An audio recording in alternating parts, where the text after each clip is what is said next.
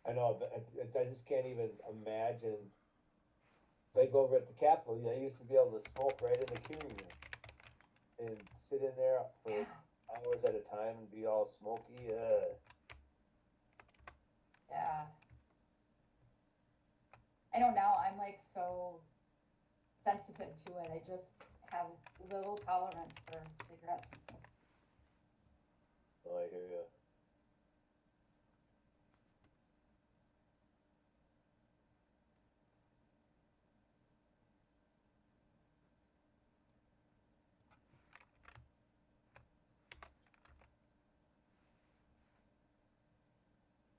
I was just about to pull up the climate change communications plan, and then I opened the event memo, and it's all here. This is awesome.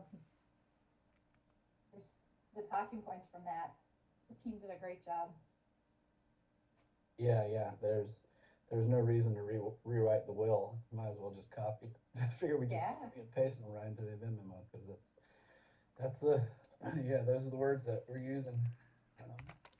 Absolutely. So. I'm the queen of copy paste. Yeah, it's such an important function in Microsoft Word. You know, if someone's already figured out how to say it really well, why do I want to try to? Don't spend the from time. scratch? That's Shannon Lothammer. Copy paste and then Copy control paste Z. queen. I don't know where I'd be without control Z. Undo. Yeah. I'm like, oh no, what I just do? No. Yeah. Totally. Yeah, Control Z is definitely an important shortcut to know. I'm also learning where to find picture probes on our iDrive. So I was find working what? on the pictures. Oh So, yeah. I was working on the fact sheet for the Vidura State Forest Nursery for the bonding tour today, and trying to sort of recreate an existing document that was dated. I'm like, I bet there's something on the iDrive. Sure enough, there was a file on Vidura. There were beautiful pictures. I was super excited. That's awesome. So Yeah, not somebody's so not usually act- thought of most of these things, so that's really nice. Somebody's worked on it. That's crazy. Yep. I did that all the time at PCA. Search the DNR iDrive? Yeah. Little did you know, Bob. Right? That's how you got so smart. Exactly. Standing Other on other people's people's work. shoulders. Hey, Speaking at of least she climate admits it. stuff, did you see that agenda that just came out for that climate meeting? Whatever it's gonna be. I haven't looked at the agenda yet, no. It's the 28th, I know. After you do, let me know. Okay. I've been chasing other climate stuff.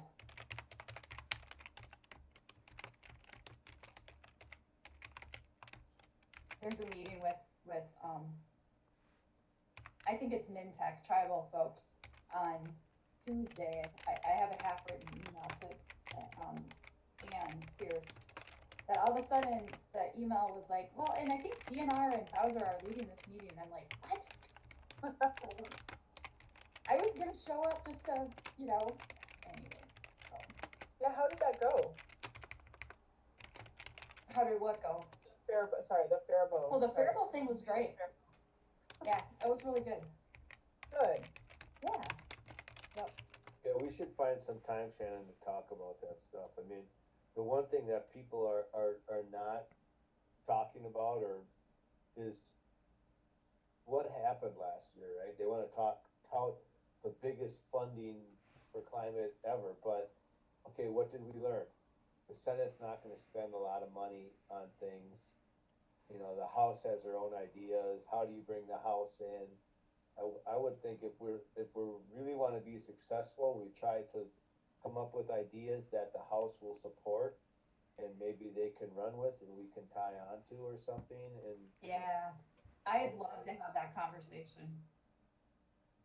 We'll be like where we were, renaming things and trying to, figure out.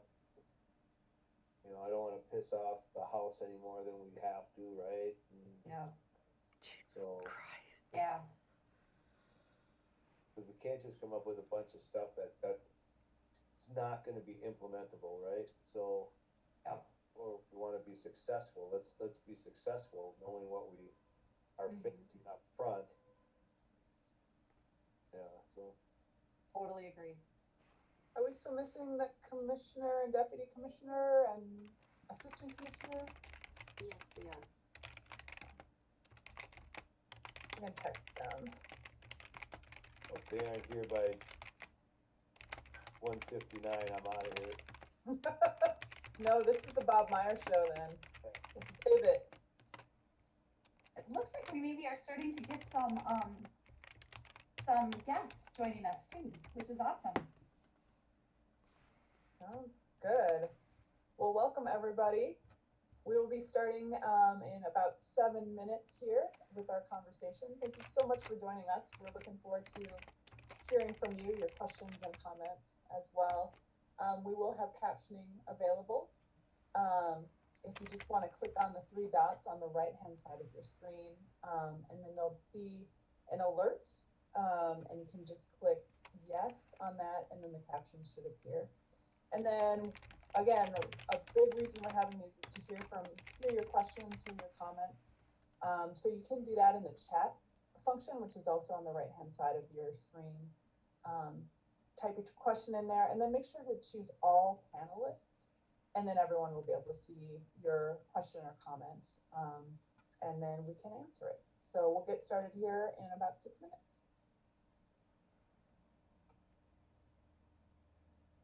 Gail, can I do a quick audio check? That's Yes, Sarah. please do. I think that sounds good. Does that sound good to you, Liz? It sure does.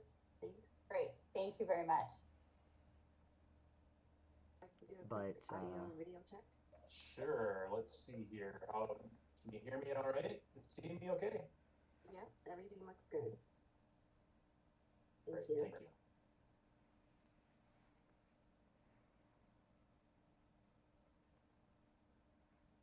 And Commissioner Nairmore has also joined us. Would you like to do a quick audio video check?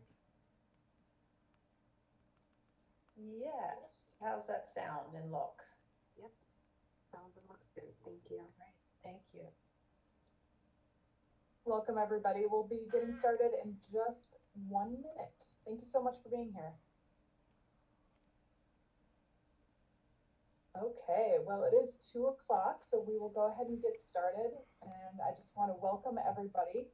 I'm Gail Nosik. I'm the Communications Director at the Minnesota Department of Natural Resources, and I'll be hosting today's event.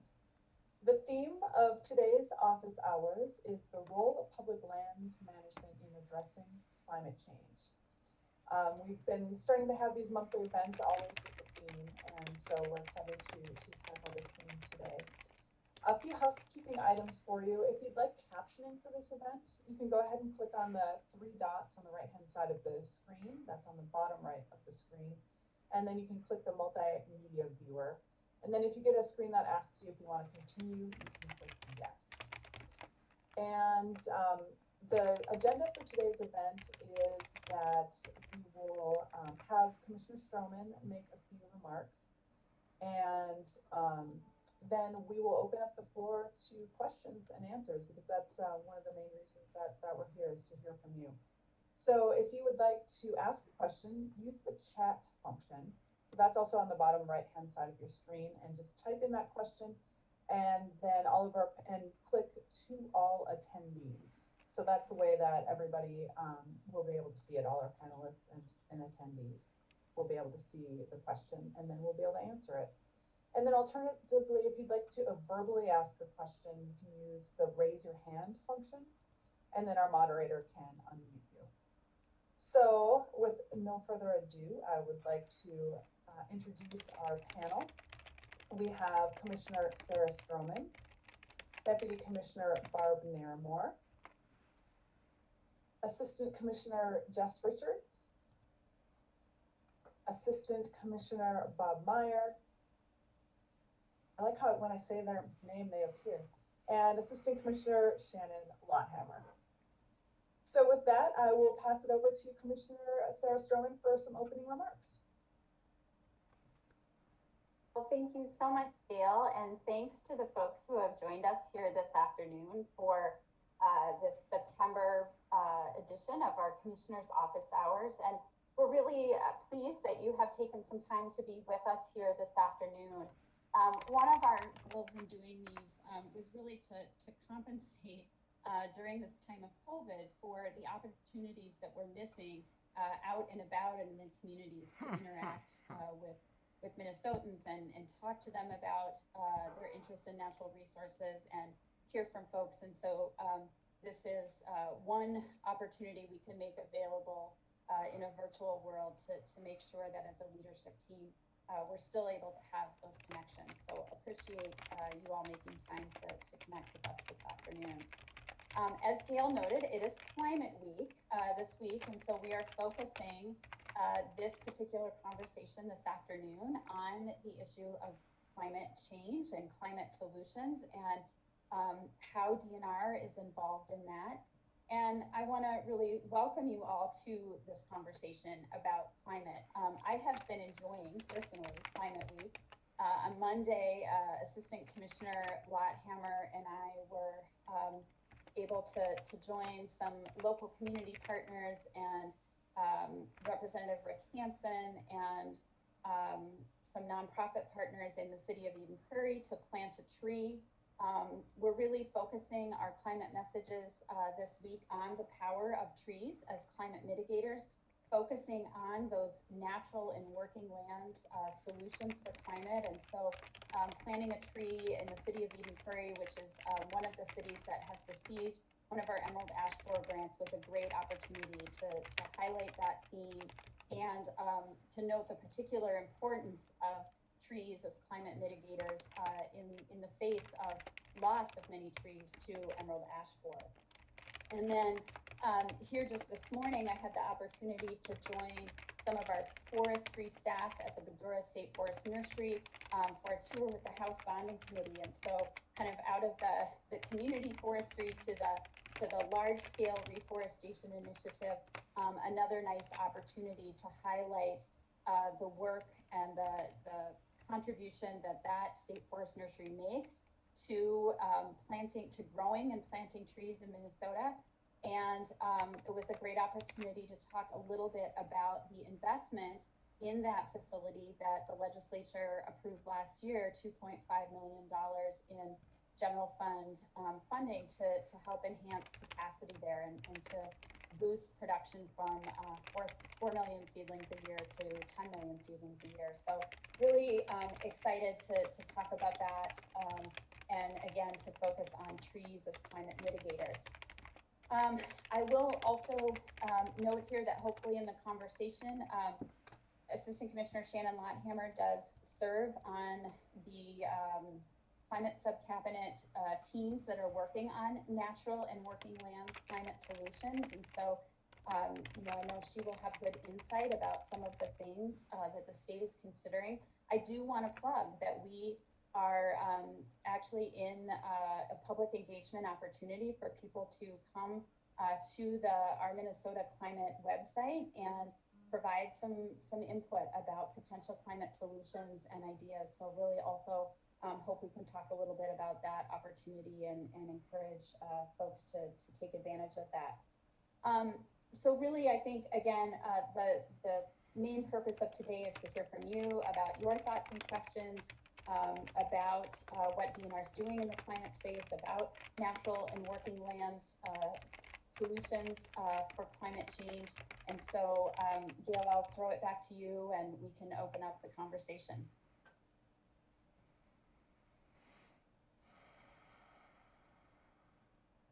Okay, thank you, Commissioner. I appreciate that. And then just a reminder, it sounds like we do have some questions coming in, but they're going to the host. So just a reminder that if you want to put a question in, to make sure to select everybody, and then everyone will be able to see that question. So we'll get those in. This is a really broad question right now, but we'll start out broad, and then we can hone in a little bit more. But can you talk, and Commissioner Stroman, you talked a little bit about this in your opening remarks, but talk a little bit more about all the different ways that the DNR manages public lands to minimize greenhouse gas emissions and to store carbon.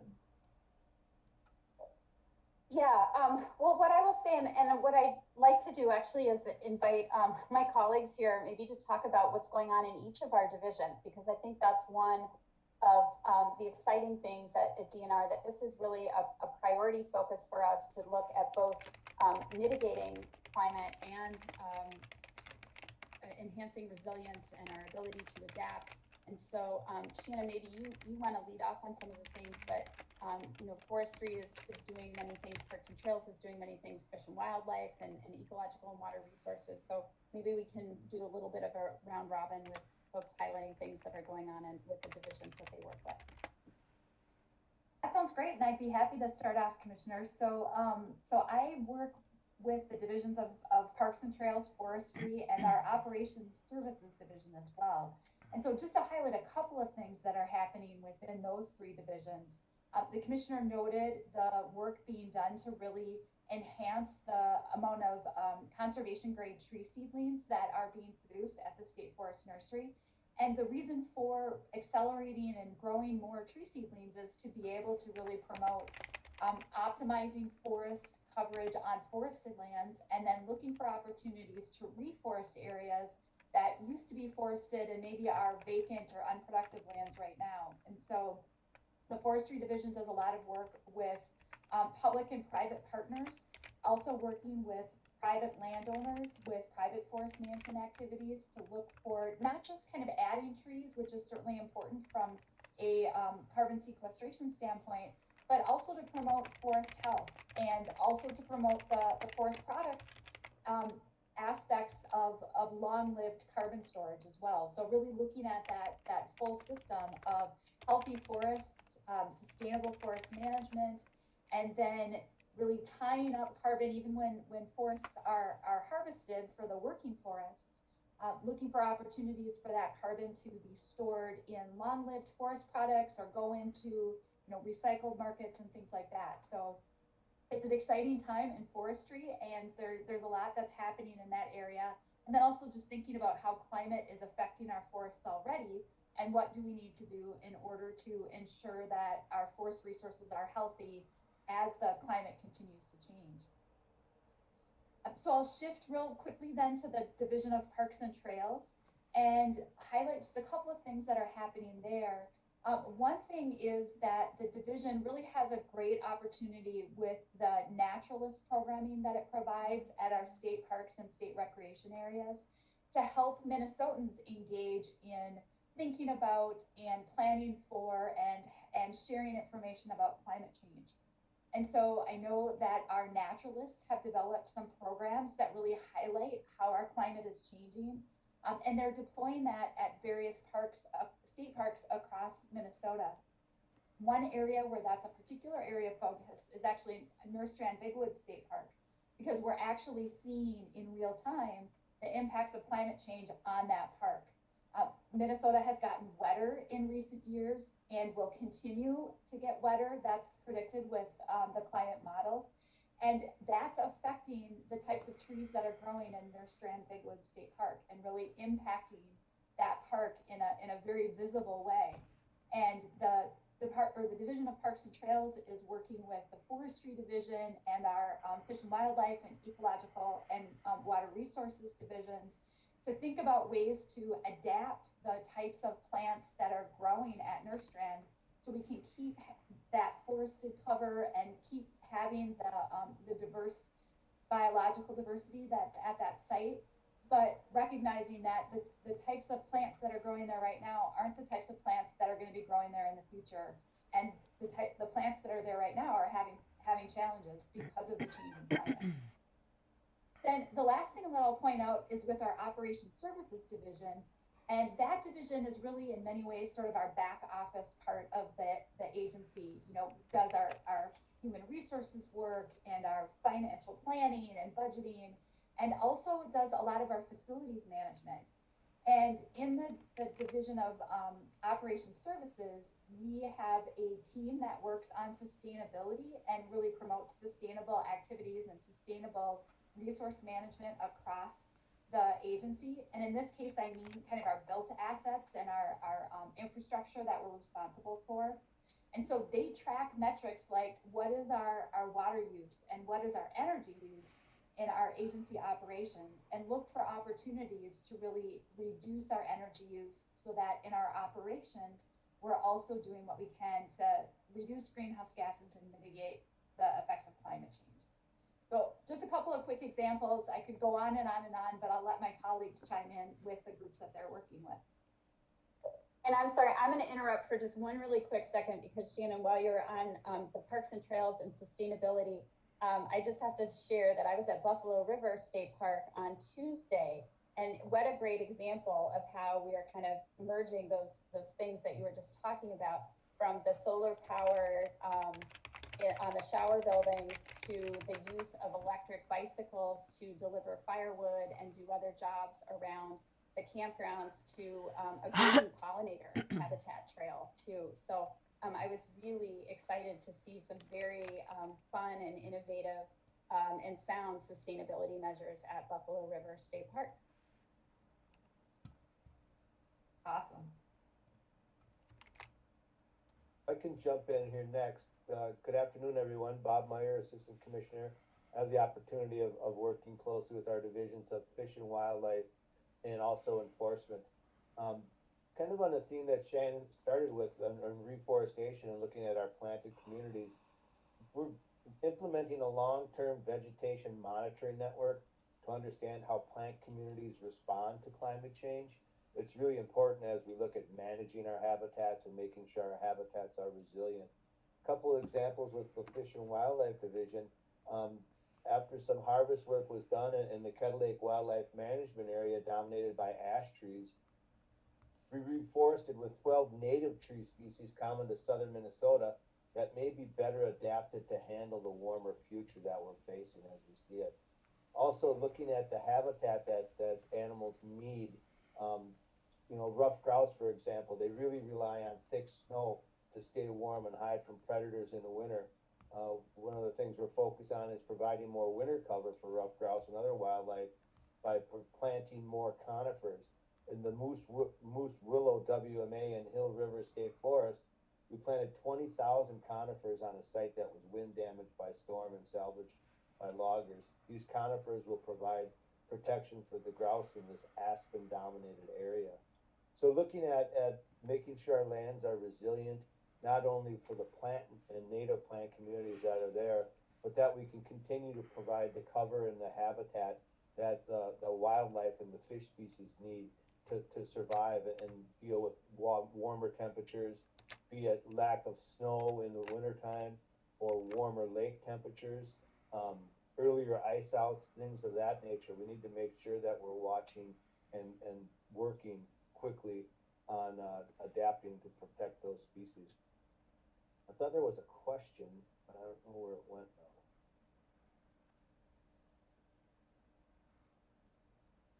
Bob, I think we're still on the larger question. There's a separate question. Well, I just saw somebody, Brett Smith, had posted a question there. So, but I'm not sure where that.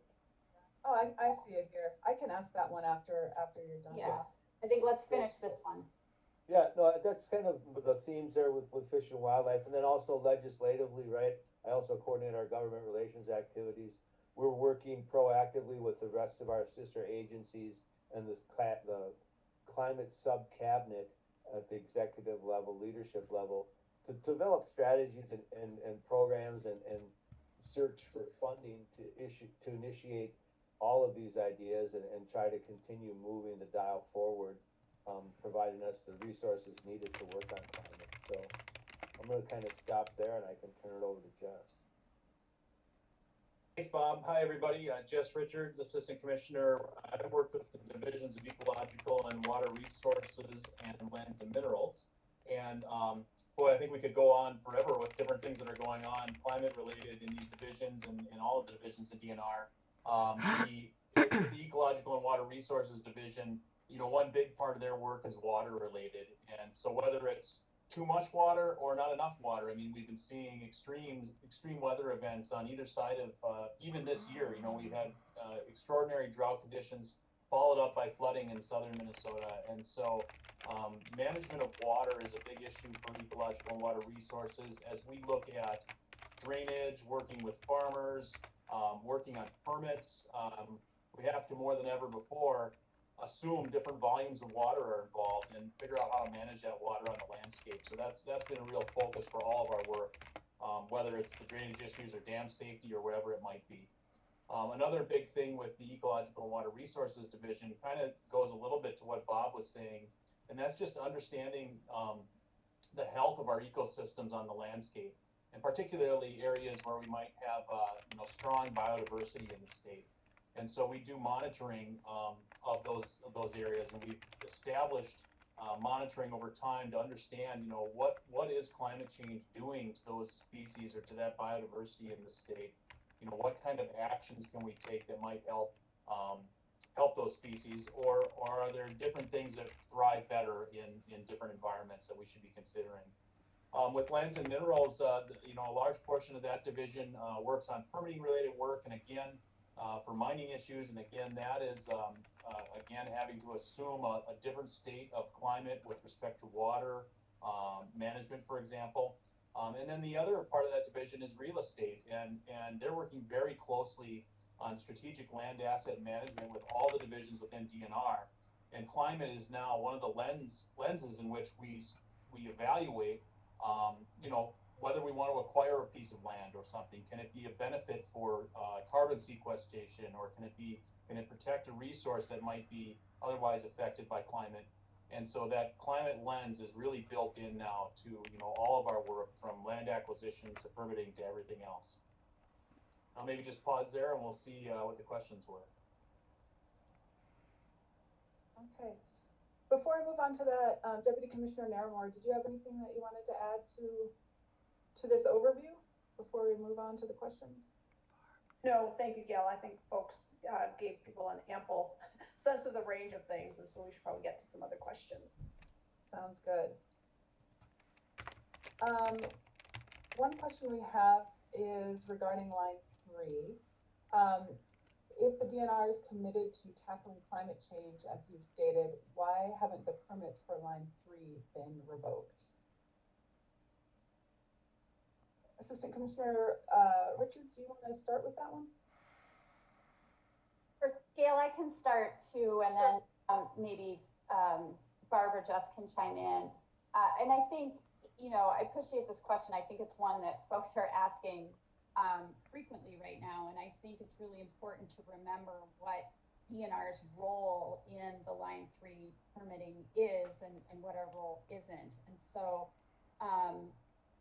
really, DNR's role was to look as a regulator at aspects of the project that fall within our purview. And in this case, that had to do with some water appropriation permits, threatened and endangered species, licenses to cross state lands and state waters. And so following the Public Utility Commission's decision approving the Line 3 replacement project and also their decision determining its route, then that's really where we came in and had to do a thorough review of those pieces, as I just mentioned, that fall within our purview. And we have to do that according to state statutes and rules and what the parameters are in statutes and rules. And so that's really what we did.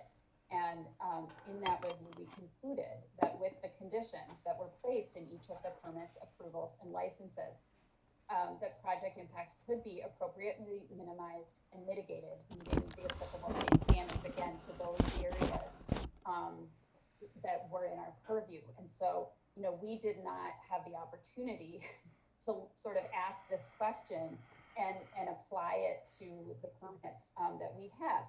Now, having said that, I don't think it negates the fact that we can still be committed to within the sphere of our work, looking for those climate solutions, implementing those climate solutions, and focusing on all those areas that you just heard people describe.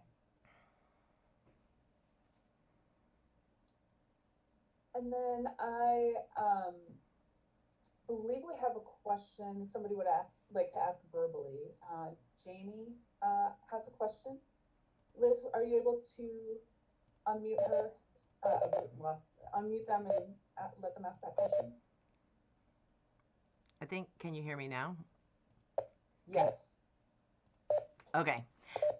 My question is in regards to understanding how the Minnesota DNR as land manager will adequately address climate change in Minnesota, especially as Commissioner Stroman mentioned the power of trees, and others spoke of water management, both of which factor into my question. In addition to other concerns in my past experience with MDNR, my recent reading of the restoration and replacement order issued to Enbridge on their Line 3 project troubled me, as the DNR, following not just one or two, but at least 7 reports from independent environmental monitors, did nothing to intervene with expertise. The February 2nd, 2021 report noted, due to excessive groundwater infiltration, the site was backfilled and sheet piling was initiated. Despite backfill, groundwater has flowed to the surface. I'd ask why, at that time, no one with more experience from the DNR came to review the situation. What did the monitors think of this unrelenting groundwater flow? Was this not seen as a situation that might require more expertise than theirs? On February 20th, a Saturday, even the Environmental Resource Management Group's technical director, quote, agreed that the turbidity was unusual for a well point dewatering. In mid-March, we see 3 reports on the 13th, 15th, and 16th, providing several reports in close succession regarding some fine clay sediments. And included in the final report, a notice that, quote, Enbridge issued itself an unacceptable report for improper dewatering structure, unquote. Yet there was still no mention from Enbridge of a diversion from their construction permit, which might have assisted in far earlier resolution than a full 3 months later, when on June 15th, the independent environmental monitors happened to be asked by DNR staff about the, quote, uncontrolled flow at the Clearbrook terminal, unquote, of which reportedly, quote, DNR staff were not previously aware, unquote. How were the DNR staff unaware when there were at least 7 reports regarding the situation in Q1? This mid-June report also notes, quote, though the condition generated the Enbridge issued unacceptable report in March, Enbridge did not bring the issue to DNR's attention at that point either, unquote. Does Enbridge have to ask the DNR to read their reports? Is anyone at DNR reading the reports, or are you just trusting Enbridge to do what is right and, quote, let you know, unquote, when you might need to hold them accountable?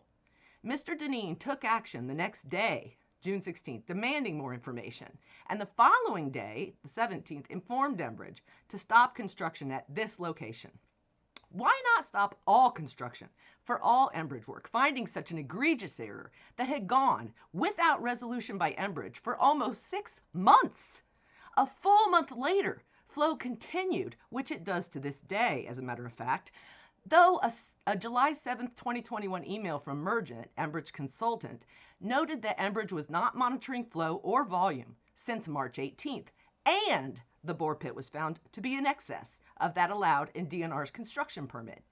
And on July 8th, it was reported that a second emergence of uncontrolled flow, quote, likely a direct result of the initial breach of the aquifer confining layer, unquote, still no stoppage of the pipeline construction. How can the citizens of Minnesota trust that the DNR will do anything proactive to assist in climate change when this is how poorly they oversee a project which is known to bring an incredible amount of exacerbation to the climate chaos that we're already experiencing? I'd also like to ask, because I was in the meeting early and I was listening to Bob Meyer and Shannon talk about how they would be providing ideas to the House that would be, quote, passable. If we're limiting ourselves to what we think legislators will pass, how are we going to truly serve the people? You know, Sarah noted the power of trees, and yet this Enbridge project cut thousands of trees across a large swath, a swath large enough for not just one pipeline, but the couple of more that they'd really like to move off of the Leech Lake territory before 2029 when their lease expires, so they can pump more tar sands, more oils, the very fossil fuels that are creating and exacerbating the climate situation we find ourselves in. I'd like to ask how can we trust you? And a lot of content in there right now. Yes, there is, and there are a lot of concerns, Gail, so I'd appreciate hearing how you're going to address those concerns. Thank you for taking the question. Yep, thank you for the question. So maybe what we can do, because you're absolutely right, there were a lot of questions in there, Jamie, and you started out with asking about land and water management, and then we kind of shifted to the recent violation by Enbridge at the Clearbrook terminal. And so maybe what we can do, Barbara, Jess, maybe just take a few moments to give a little bit of the background on that violation and how we became aware of it and the action we took last week. And then maybe we can talk a little bit about some of those management, land and water management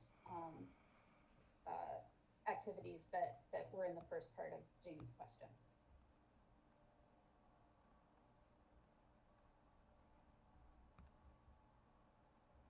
Barb, did you want to go first, or you want me to go first? Why don't you go ahead, Jess? Thanks. Okay. Yeah, so thanks for the question, Jamie, and certainly, you know, the situation with Line 3 and the restoration order that we issued last week is a very complicated situation and a very unfortunate situation with respect to how Enbridge managed that. We, as you described, there were reports going on that did not identify immediately that this was a groundwater, uncontrolled groundwater flow or breach aquifer situation. And so, as was typical along the course of the construction project, there was surface level groundwater that would be part of construction activities. And so it wasn't necessarily abnormal to have water flowing into a construction trench area that they had to manage. What wasn't evident to our environmental monitors or to the DNR staff at the time was that this was a breach of the aquifer. And that's because there was not a permit necessarily associated with this work. What they had received from DNR prior to doing work in this location was a no impact assessment for a calcareous fen that's nearby. And that was based off construction designs that had them doing the trenching work at approximately 8 to 10 feet. But what turns out that we discovered through the investigation later is that they did that work down at 18 feet and then even deeper with some sheet piling. And so, as you described, it wasn't until we had a conversation with our monitors in June where we were preparing for inspection work that they were going to be doing on other locations where we knew there might be a potential that there'd be a nearby aquifer or something nearby they had to pay attention for, that it came up that this might be what's going on at Clearbrook, and that's when it was realized, and that's when we began our investigation. And so I don't know, Barb, if there's more you want to add to it beyond that in the history of it. No, I think that's a good summary.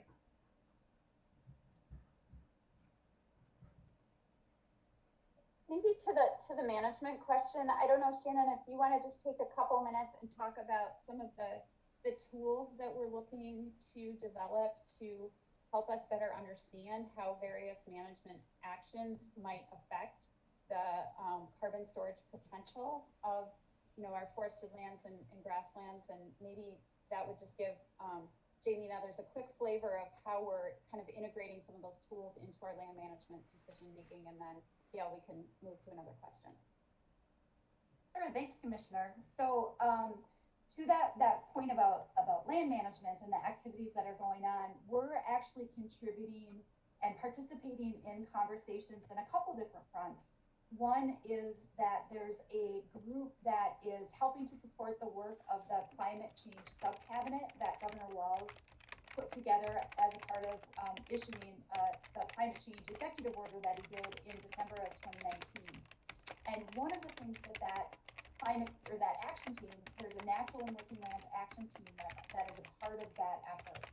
And one of the things the action team is doing is looking at really compiling and analyzing available tools and data and scientific studies that are really quantifying the carbon storage and sequestration of various land use types. And then using that information to help estimate and understand how much carbon is being stored in our currently in state managed lands and also other lands in Minnesota.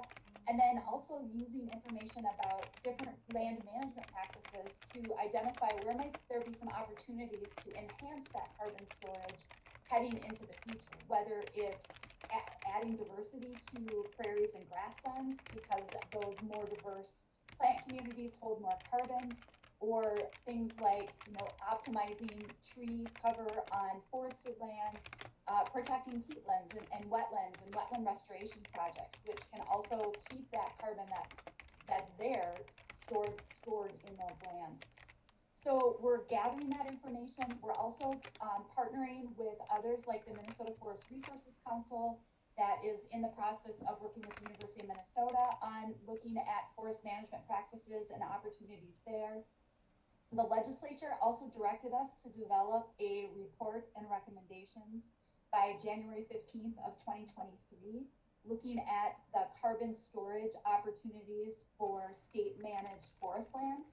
And so that effort will be a stakeholder partner driven effort. There'll be engagement opportunities for folks to kind of weigh in on that.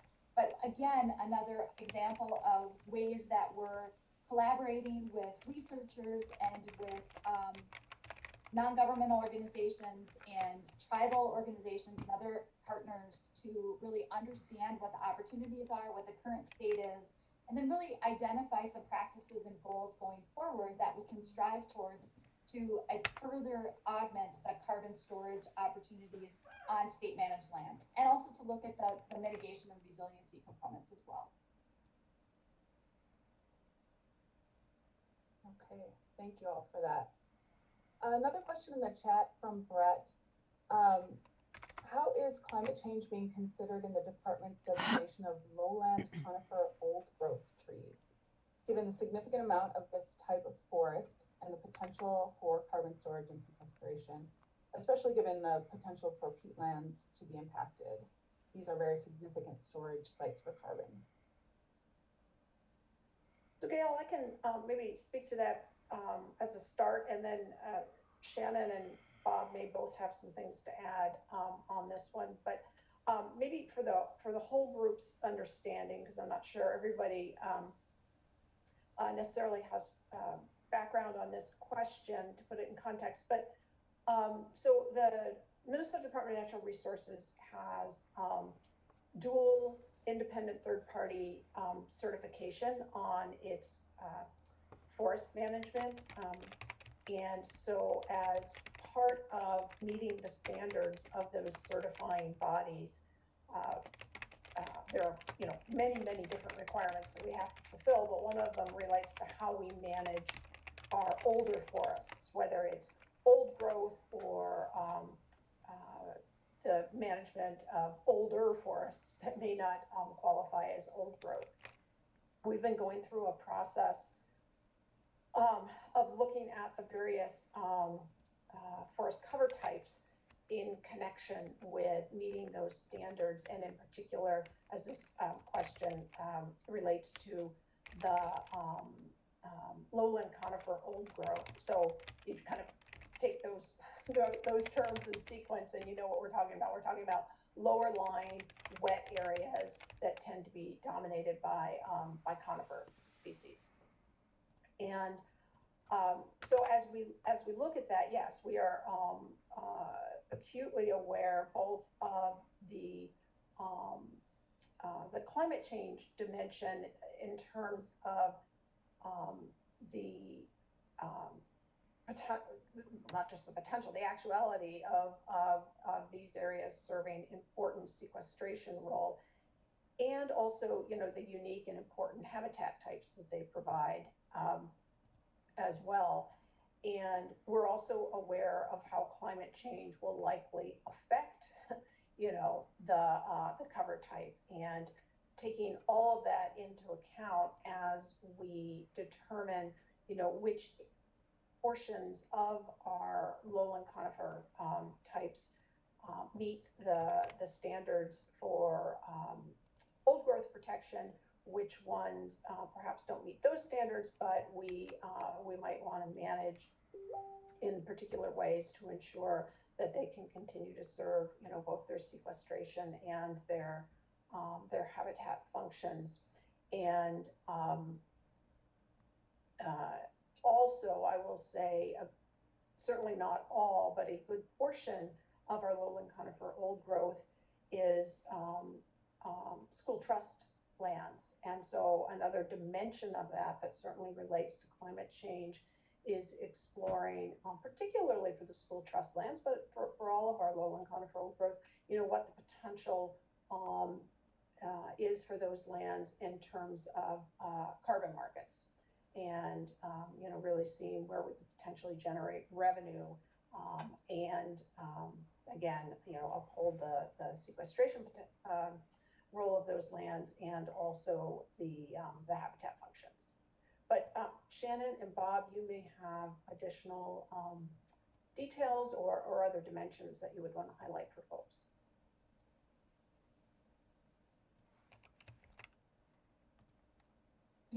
I think Barbie did a great job, I think, describing sort of the components that are going into that analysis. And I think, one of the things that I've been thinking a lot about too is that intersection between climate change and natural resources conservation from the standpoint of that conservation, that protection, and thinking not only about, those protection opportunities now, but then how might those communities be changing as a result of our changing climate? And what does that mean for our conservation goals and needs going forward? And so the lowland conifer old growth is a great example of that. And you described that really well about both protecting the current functions and values and where that where the forest meets the definition of old growth, but then also thinking about where are the places that will continue to have that cover type going forward, or perhaps aren't going to, but then what might the new cover type look like, and how do we make sure that new cover in our forests, including habitat and water quality protection and recreation opportunities, perhaps not associated with old growth, but with those other forest values going forward. And I'll just add a little bit. Barb mentions that some of these sites are trust lands as well, school trust lands. The Office of School Trust Lands is working on this issue of ecosystem or environmental services and credits.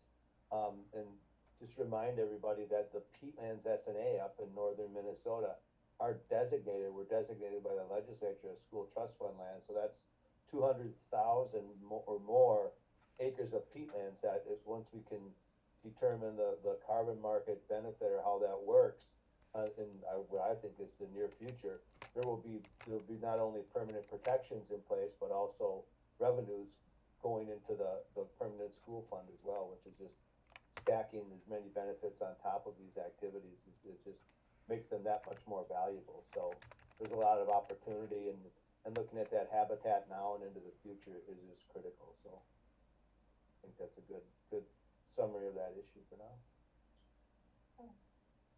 Thank you all. The next question, we have somebody who wants to ask a question verbally. Liz, would you go, Scott, if you're still wanting to ask that question, we can have Liz, our moderator, unmute you. Yeah, hi everyone, can you hear me?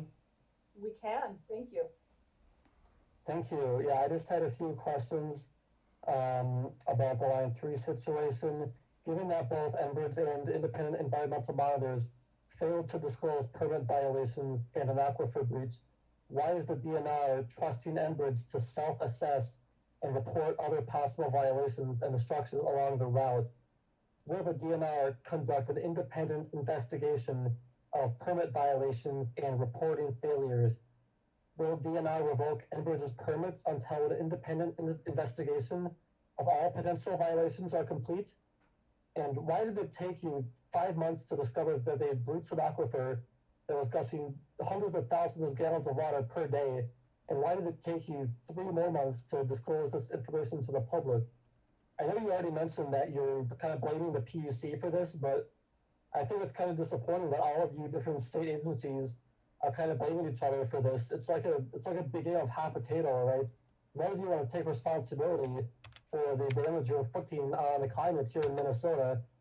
At the end of the day, someone has to take charge and say, we're going to put a stop to this and stop the climate crisis by stopping Line 3, which would be more emissions than what Minnesota puts out every year right now, totally. And it just seems like you're really passing the buck and not taking responsibility for your role in stopping climate change in Minnesota. I'm just hearing a lot of really bad excuses right now, honestly. Thank you, Scott. Can I just address part of that, Scott? Because I think I want to be really clear. I didn't raise the role of the PUC to pass the buck or fuck you blame the bullshit. PUC. What I was trying to explain is that different agencies have different roles in the permitting, and we don't get to make up our roles or exceed the authorities that have been given to us by the legislature. So DNR does not have the authority to decide whether line 3, the replacement project, is needed or is not needed. We don't have the authority to decide the route. Those authorities have been given to the Public Utilities Commission. We don't have the authority to determine the clean water standards and whether or not this project meets it. Those authorities have been given to the Pollution Control Agency. And so let me just be clear that I understand it can be confusing because there's many different agencies here that have pieces of it, but it is not a passing the buck or blame. It is simply saying we don't have the authority to make those other decisions. The only authority with respect to this project that the legislature have given DNR is our regulatory authority on those specific elements that relate to our water permitting, our appropriations permitting, the crossings of state lands, state waters, and threatened and endangered species. So we don't get to go back and revisit a decision that another agency made based on their authority. And so, I understand that can be frustrating. I understand it can be confusing that different agencies have different pieces, but that is the system that we have. As commissioner, I don't get to substitute my judgment for another agency that has the authority there or impose my opinion. We have to do it based on the authorities that have been given to us by the legislature. So that's why, and I know there's kind of a thread in a number of these questions to that. Why don't we use our position, to address the climate concerns of line 3? That's why we don't actually have the authority to act on those questions. And so I don't know if anybody else wants to add to that explanation, but I just thought maybe it would be helpful to clarify the framework in which we operate as executive branch agencies.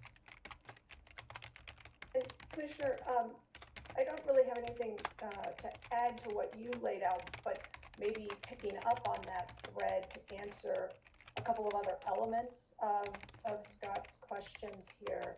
Because if I recall correctly, one of the elements was, are we going to suspend Enbridge's existing permits? And based on the information we have in hand currently, no, we're not. And that relates to something the commissioner just pointed to, which was we have to act within the scope of our authorities. And so, our authority tells us what the basis would be for pulling an entity's permit. And that's not exclusive to Enbridge, that would be for any permit holder. And when we make decisions about issuing a permit, about permit compliance,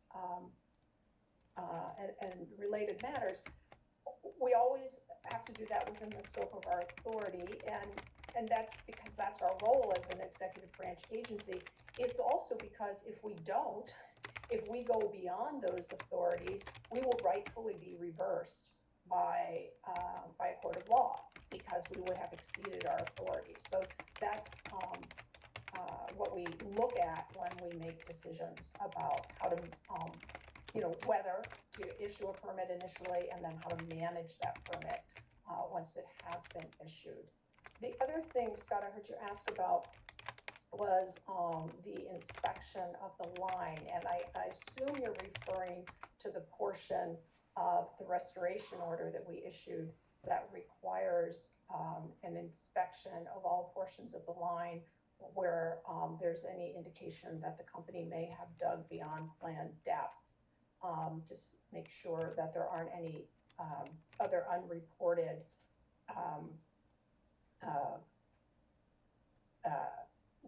uncontrolled groundwater flow situations. And there I would say, I would just point you to the fact that that will be an inspector of DNR's choosing at the company's expense. So we will not be relying on the company to complete those inspections. Barb, if I could, I'd like to add one more thing too, just looking at some of the follow-up questions in the chat regarding this, and that is, I just want to be really clear. Enbridge did not have a permit to do this aquifer breach and water appropriation that was associated with it. We did not permit them to do that. It was an unauthorized, unpermitted breach of the aquifer and water appropriation. And so the enforcement actions that we took, the restoration order and the administrative penalty order, and a referral to the county attorney for criminal prosecution are all based on unpermitted activity.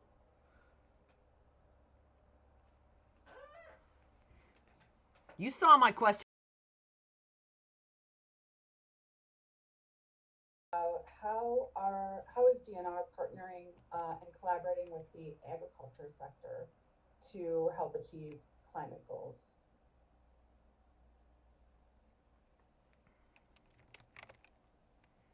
Assistant Commissioner. Silence. Yeah, I Oh, think sorry. you're a great person to talk about that. Hey, thanks, Commissioner. So the agricultural sector and agricultural practices are also part of the conversations that are happening with the Natural and Working Lands team. I actually co-chair that team with the Deputy Commissioner of the Department of Agriculture. And so, and if you take the opportunity to go look at the our Minnesota climate site that the Commissioner referenced at the beginning of our meeting and provide some feedback, you'll see that there is feedback that's being provided around agricultural practices as well. And that's definitely something that we're interested at the state agency level of identifying, goals and strategies for both looking for opportunities to store more carbon in agricultural lands as well through soil health and through agricultural best management practices, and then also to reduce greenhouse gas emissions coming from agricultural operations. And that is part of work that's happening at the Department of Agriculture through their climate smart ag practices, and also through an addendum that they have to their ag water quality certification program. They actually have an add-on component to that that's looking at also practices that are climate beneficial as well from a carbon storage and mitigation standpoint. There's also representatives of the agricultural community that are part of the advisory committee that the governor put together for climate change. And so they're also actively looking at what are opportunities with agricultural practices and climate change.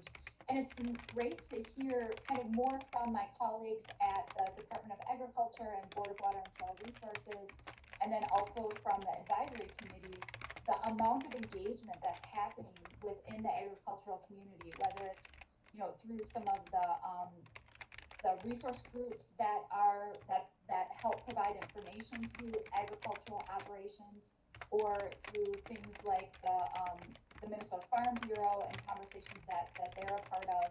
There's definitely a lot of discussion that is happening around how can agriculture also be a component of our collective climate solution and the work that we need to do.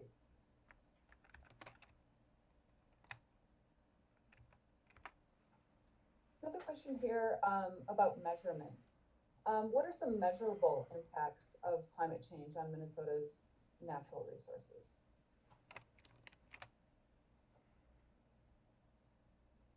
Silence. Assistant Commissioner Meyer, I wonder if maybe you want to talk about that. Oh, you got to call on somebody. Put him on the hot seat, Mr. Meyer. Fish and wildlife. But wonder if you want to expand on that a little. Oh, Fish and Wildlife. Yeah, and I was just trying to think, for recent ice out dates and our first ice skates as well. And I think if you look at that information, it's getting colder later and warmer earlier. Sometimes we saw an unprecedented early spring this year with ice off in I believe it was early to mid-April, or earlier in April than mid. in most parts of the state, and that leads to warmer waters.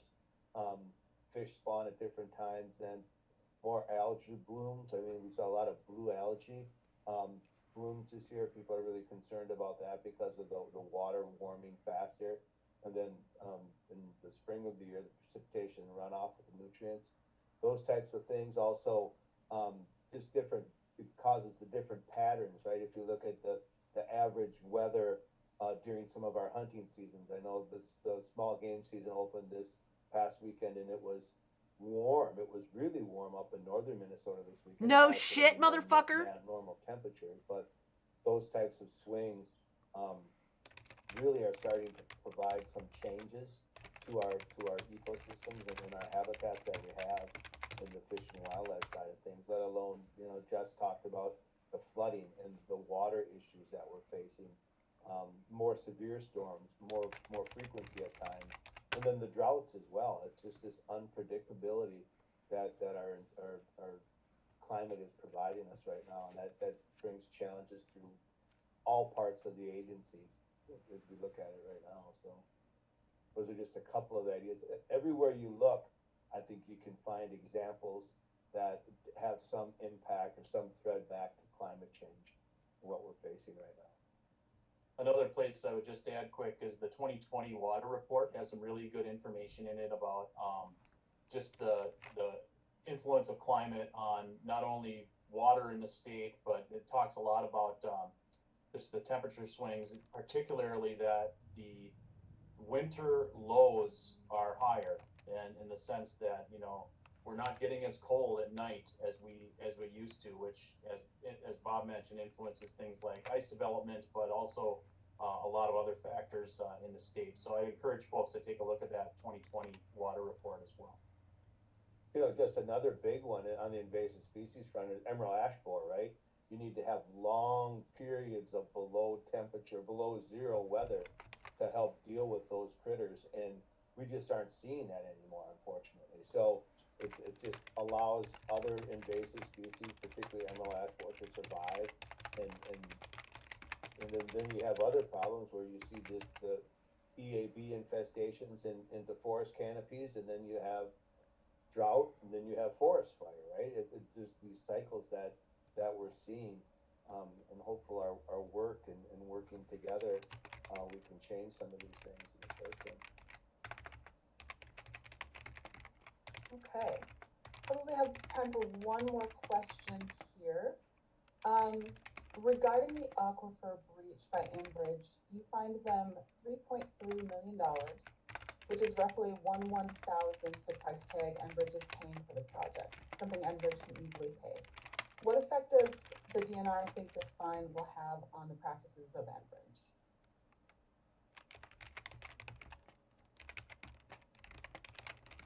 I can start that, and then Barb and Jess certainly chime in.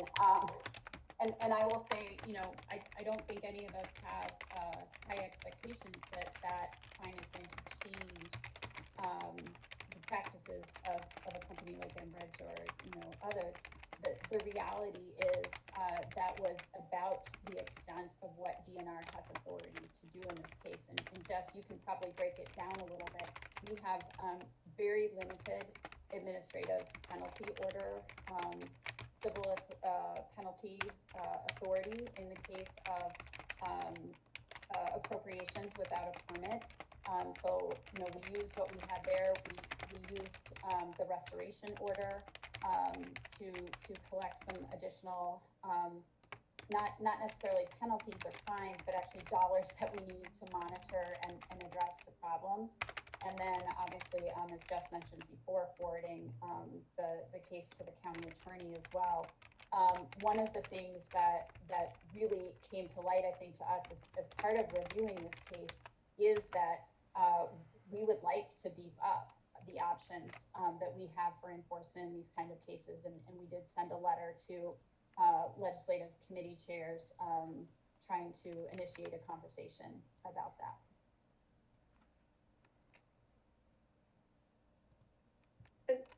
Jess, maybe you were just about to do this too, but one thing I want to distinguish, and Commissioner, you referenced this, the vast majority of those dollars in the $3.32 million restoration order are not what you would term a fine, right? Yep. So the only fine that we have the authority under state law to levy is under our administrative penalty order, and that is statutorily capped at $20,000. So that is the most we can fine the company. And so the rest of that money is to do a few different things. One, to fund the monitoring of the calcareous fens so that we can determine what, if any, adverse impacts there were or are to the fens, and then also, you know, the money that's required to be set aside in escrow so that should we determine that the fens have been damaged, there is money available to conduct either site-specific restoration or to do off-site mitigation. And specifically under the restoration order, we do reserve the authority to require additional funds from Enbridge should those funds prove insufficient. But just want folks to understand that we maximized the fine we were able to levy. And, you know, as the Commissioner says, that's something we're eager to work with the legislature on going forward. And, you know, frankly, is something that those of you who may share our feelings about the adequacy of that enforcement authority and the ability to levy fines, you may want to make your own views known. Because, you know, as we've sort of talked today in several contexts, we do have to operate within our existing authorities.